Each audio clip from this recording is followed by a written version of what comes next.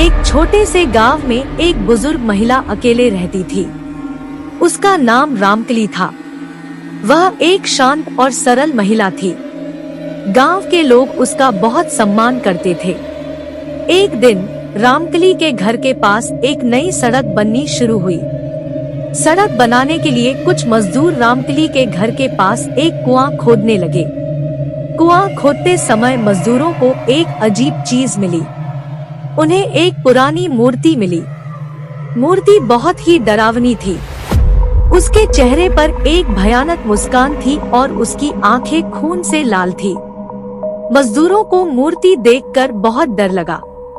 वे मूर्ति को रामकली के घर के पास ही छोड़कर भाग गए। रात में रामकली को एक अजीब आवाज सुनाई दी। वह आवाज उसे बहुत भयानक लग रही थी। रामकली को लगा कि कोई उसे बुला रहा है। रामकली बहुत डर गई।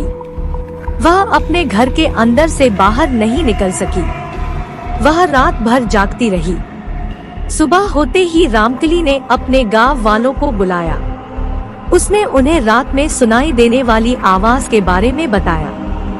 गांव वाले रामकली के घर गए और उस आवाज को भी सुना। उन्हें भी बहुत डर लगा।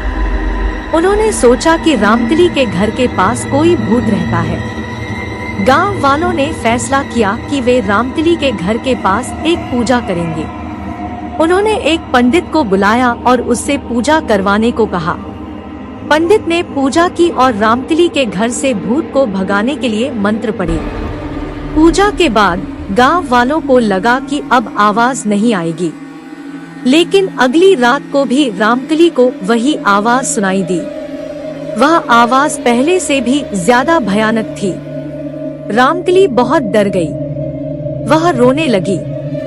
गांव वाले फिर से रामकली के घर गए। उन्होंने देखा कि रामकली की हालत बहुत खराब है। वे बहुत परेशान हो गए। उन्होंने सोचा कि रामकली को किसी तांत्रिक के पास ले जाना चाहिए।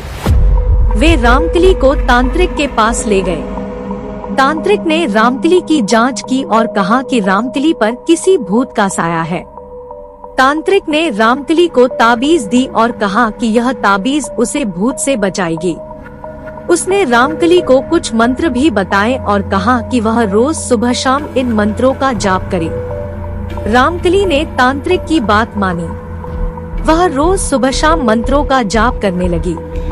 कुछ दिनों बाद रामकली को रात में आने वाली आवाज बंद हो गई। रामकली को बहुत खुशी हुई। गांव वाले भी बहुत खुश थे। उन्होंने तांत्रिक को धन्यवाद दिया। तांत्रिक ने कहा कि अब रामकली का कोई नुकसान नहीं हो सकता है।